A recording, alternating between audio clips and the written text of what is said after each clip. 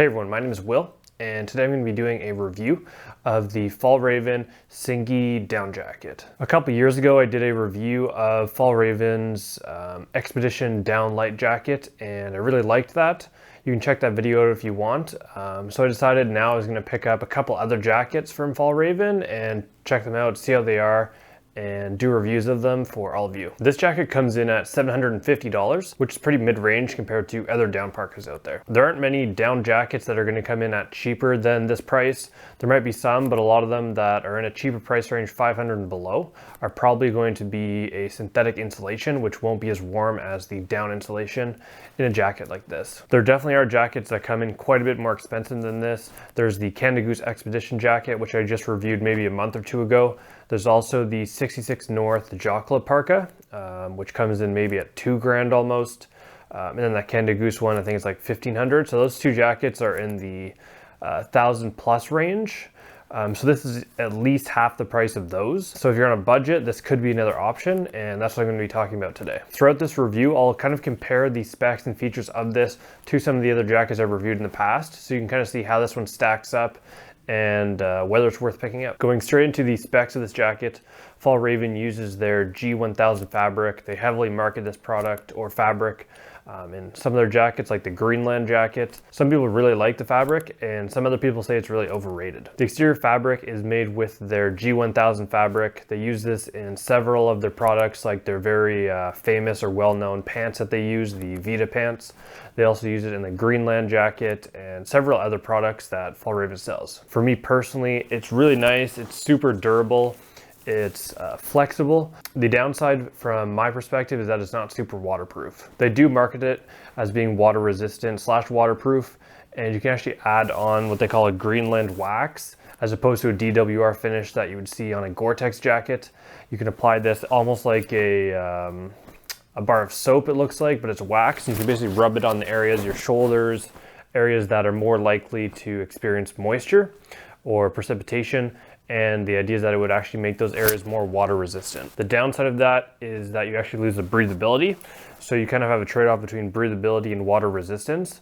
This fabric is not waterproof, and that's going to be really important in some other jackets that they sell. In terms of this jacket, I don't think being waterproof is that important. When you're out in the freezing cold, you're not going to experience rain. You'll see snow, but in general, you're not going to be experiencing heavy downfall of rain. And so being waterproof is not nearly as important as durability and warmth. As well, the wax that they use is definitely going to be more environmentally friendly and probably healthier for you as well compared to DWR. So that is something to consider. But in general, I wouldn't really say that G1000 is a nice waterproof fabric.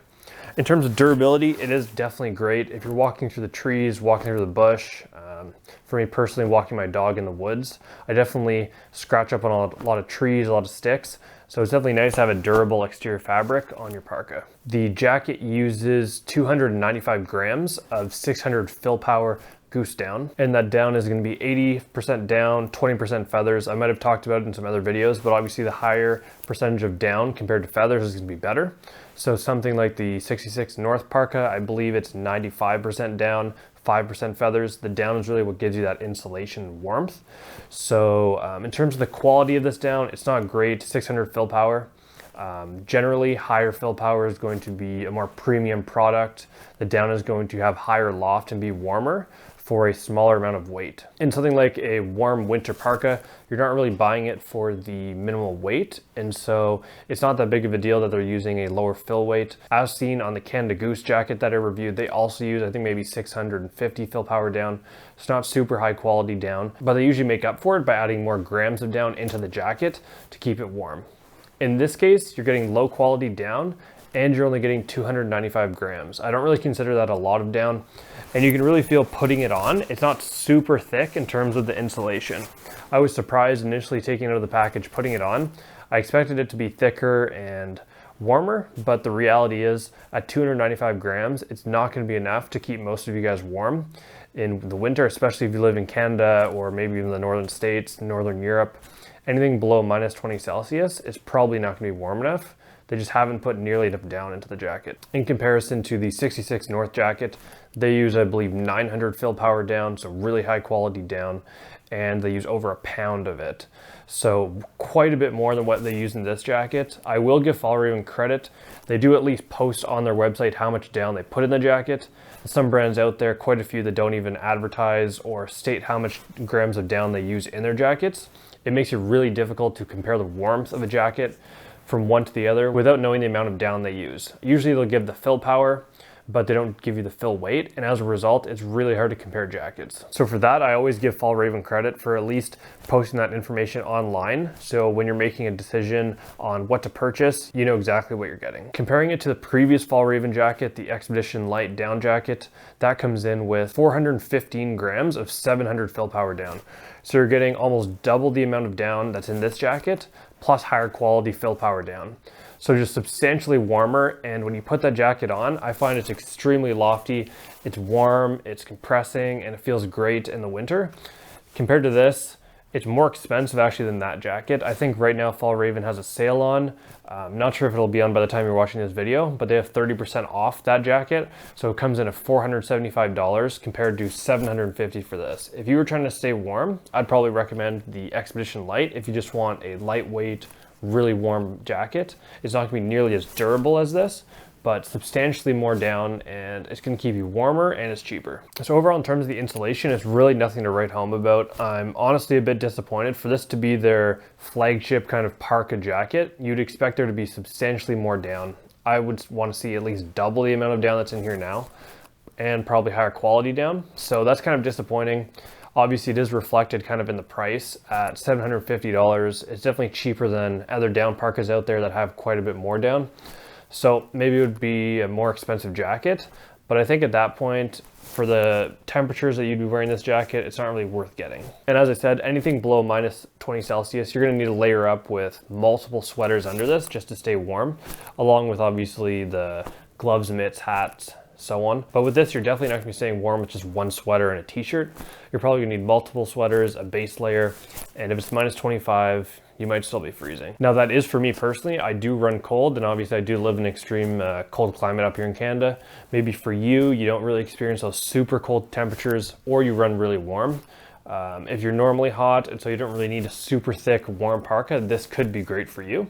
But if you run cold, this is probably not the best option. The jacket weighs 1,750 grams. Obviously really heavy, but that's what you expect with kind of a down parka. If you're buying something like this, you're not buying it for the weight or for the packability. You're really buying it as a bulletproof shell that you can really throw on in the really depths of winter, keep you as warm as possible. Now let's get into the features of the jacket. So in terms of features of the jacket, let's start out with the pockets. So normally you would have 2 hand pockets. You do not actually have regular hand pockets on the sides here.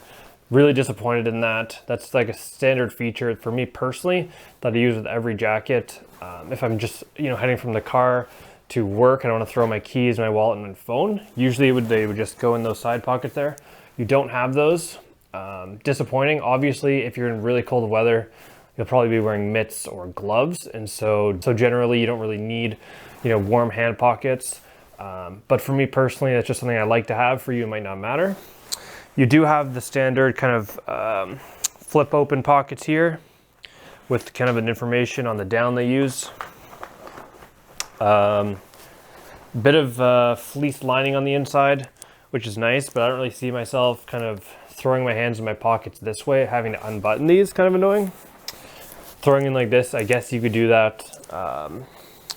But yeah, I mean, obviously your stuff will be safe, it won't fall out. But just something I personally expect to have. You then have 2 front chest pockets. These do have zippers on the inside here. So you can open that up, throw your phone in. They are on the outside of the down, so you're not gonna be able to keep your stuff warm. I usually say this in every video, but for me, when it's really cold out, my phone will drain its battery really quickly. And so I wanna have it on the inside of the down somewhere so that it can stay warm. With these pockets, it's on the outside of the down, so the phone's not gonna stay warm. But it's nice to have that on both chest pockets. You also have the same thing, the flap kind of on the top here. If you want to throw something else in there, really kind of like it's almost like a worksman jacket if you're you know, chopping down trees or something in the winter. It kind of feels like a burly jacket for something like that. That's it on the front. No pockets on the arms and nothing else on the outside. On the inside, you have one pocket right here, which is again on the outside of the down. I don't know if you can see this, but you have the down here, and then the jacket pocket actually goes on the outside. So even here, throw your phone in, it's not going to stay very warm.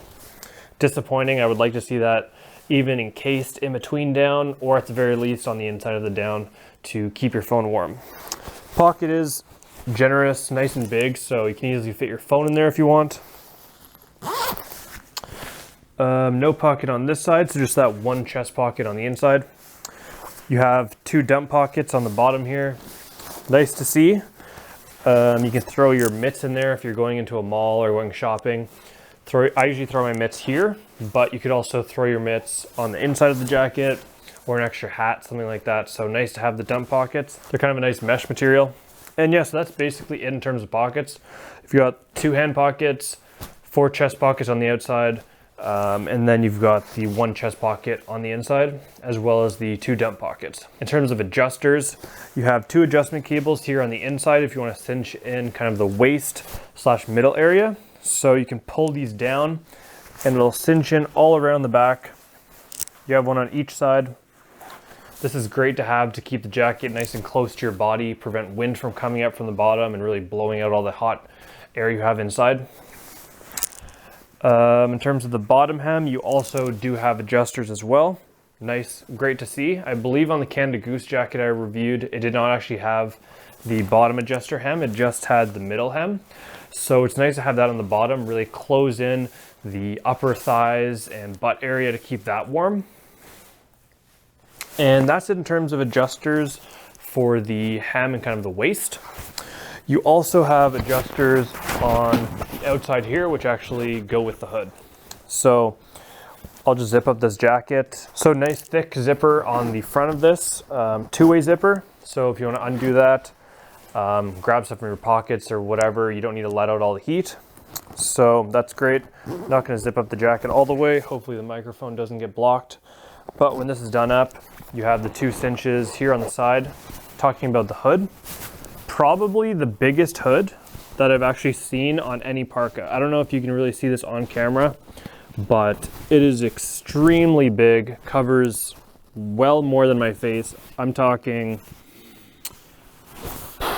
at least a hand's, length extra from my face. Really impressed with the hood. The size is great. On the Fjällräven Expedition Light Down Jacket, it also had a really amazing hood that I liked. This is probably the best hood I've seen in terms of down parkas. It has a better hood than the 66 North one, and I would say it has a better hood than the Canada Goose, just in terms of size. So throwing it on, you do have kind of a stiff cable on the exterior here that allows you to kind of fit it, morph it to your face. It is not nearly as, I would say, rigid as some of the other jackets. So I find if I want to keep it like this, it still kind of falls down, but it's not bad to have. You can kind of flip it open like this. You can flip it closed. You can also move the fur in towards your face to basically keep the wind from blowing into your face. There's also the adjuster on the back here if you want to kind of close in the hood, make it fit your face better. So overall, great hood. You do have the faux fur on the exterior, not real fur. So on the Canada Goose, obviously you have real fur. On the 66 North, you have the option of fox fur or a down trim. I took the down trim, just I like the look better. I'm not personally a big fan of the look of the fur. And if you have ethical issues with it, then obviously this is going to be a great option for you. Not nearly as warm, and that also is probably part of the reason why this is much cheaper than some of the other options. You don't have real fur, not going to be as warm and as good at blocking wind compared to real fur, but you have it there more, really it's for look and to keep you kind of warm. It is soft, it feels good. It doesn't feel nearly as good as real fur, but it is what it is. On the cuffs, you also have the standard Velcro wrist cuffs. I'm personally not a big fan of Velcro. I'd rather have buttons, which Fjällraven does have on the Expedition Light Down Jacket. They use buttons instead. Much better for durability. Over time, the Velcro does kind of collect, I don't know, fluff and dust and whatever, and like loses its ability to kind of attach. You've probably seen that if you have anything with Velcro. It is nice. It doesn't have Velcro on the zipper cover. So these are buttons. The Canada Goose one did have Velcro, kind of low quality. So it's nice to see buttons. I usually prefer buttons over Velcro. And then one other thing actually, which I usually talk about, there is a tiny bit of insulation actually on the inside of the zipper. Great to see. Obviously with the flap, it'll also help, but generally you can have wind actually coming through that zipper because they're usually not windproof. So having a layer on both the inside and the outside of the zipper is going to actually prevent or reduce the likelihood of wind coming in and making you cold. So yeah, that's basically it in terms of features. Pretty run-of-the-mill. I'm personally disappointed not having those pockets.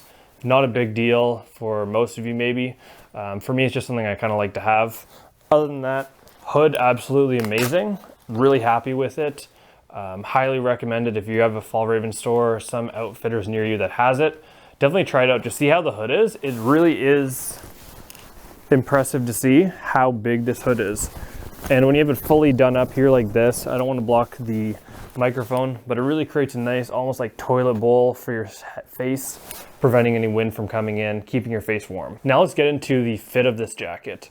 I am 6'1", 195 pounds right now, and I got a size large in this, and I always will get a size large for basically any type of jacket I buy. The fit of this is really nice, not restrictive at all. It doesn't feel super heavy on my body compared to some other jackets. That's probably due to the lack of down in the jacket. So unfortunate, but it fits really nicely. I'll zip it up again.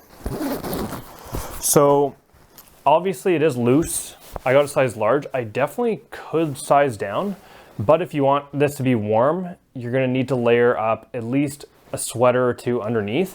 And so I would say true to size. Here I could definitely fit a couple sweaters, maybe like a thin fleece and then a thicker fleece over top, and then put this on, and that'll probably keep me warm.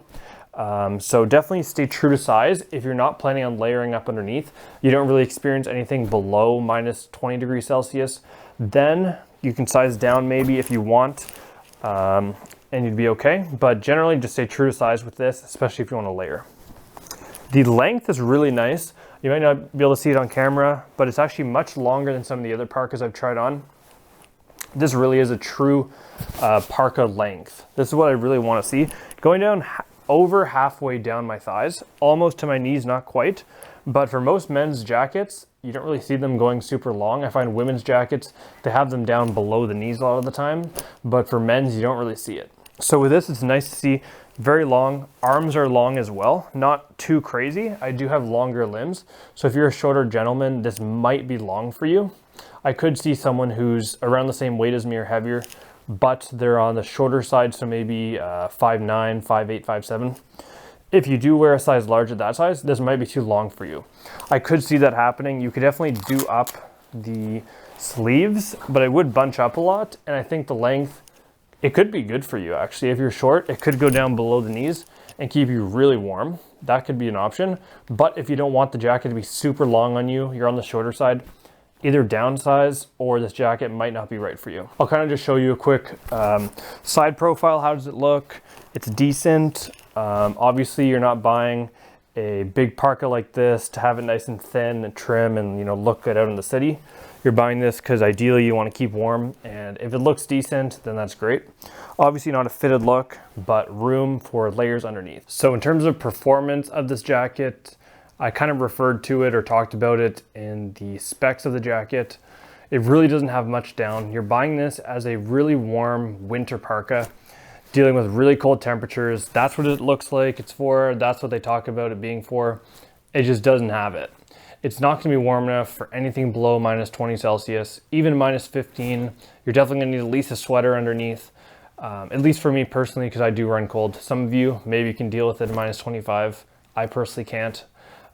So in terms of performance, it's just the warmth is not there. In terms of durability, obviously Fjällräven does really excel at durability. So that is there. If you're looking for a really durable jacket that's going to last, it's not going to rip, this is definitely a piece for you. If you're okay with obviously not having that level of warmth. Wind resistance is perfectly fine. You've got the blockers on the zipper. You have an amazing hood. So any wind, if you're in a snowstorm, you're gonna be perfectly fine. You're not gonna have snow blowing up in your face. You're not gonna have wind coming in up the bottom or through the zipper. So really great wind resistance. So overall great. The only issue is really the amount of insulation they've decided to put in this jacket. Now, should you actually go ahead and buy this? My personal opinion is no. For $750, I don't recommend buying this jacket.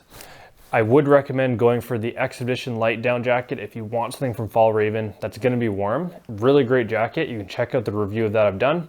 Super warm, much warmer than this, and it's gonna be cheaper. If you're looking for an actual dedicated down winter parka, I recommend personally either going, if you're gonna spend more, go for like the 66 North parka I've reviewed. That's personally my favorite. It's the warmest jacket out there and it looks really good. If you're looking for something more on a budget side and something around the 750 range, I actually recommend, and I talked about it in my Canada Goose video, check out that Canada Goose pre-loved site. They have the Expedition Down Jacket you can get for, depending on the quality, anywhere from $400 to $700. You can get a jacket that's much warmer than this, probably higher quality, just as durable. It's going to be used. If you want to see what my opinions are of the quality of their used jackets, check out my Canada Goose review. Just quick summary, I was really impressed with the quality of the used jacket. It basically was like brand new, and I think I paid 600 something for it. So cheaper than this jacket, much warmer, real fur, overall just a way better jacket. So I don't actually recommend this jacket for anyone. If you want it for durability or you just want a Fjällräven jacket, sure, pick it up, but honestly, I don't see any reason to get this jacket at all. It was one of the best-selling jackets on one of the sites I use to pick up jackets, and I was actually really surprised about that now. A lot of people were probably disappointed. It's not going to be nearly as warm as you want. If you want something cheap, just get a synthetic insulation jacket. It's going to be even cheaper than this. It might be, you know, $300 or $400, and then just throw a bunch of sweaters on underneath and you'll be warm. That's a majority of people do. They don't spend a bunch of money on a jacket. If you're going to spend even $750, go get a used Canada Goose jacket, or if your budget's higher, go get the 66 North jacket. That's my personal opinion. Don't pick this up. If you want something from Fjällräven, again, get that Expedition Down Light jacket. They do even have the Expedition Down regular jacket, which is even warmer. I haven't tried that out yet, but it's going to be even more down than the Expedition Light. So basically double the warmth of this and cheaper. So pick that up or just keep looking for some other jacket. I personally do not recommend this jacket at all.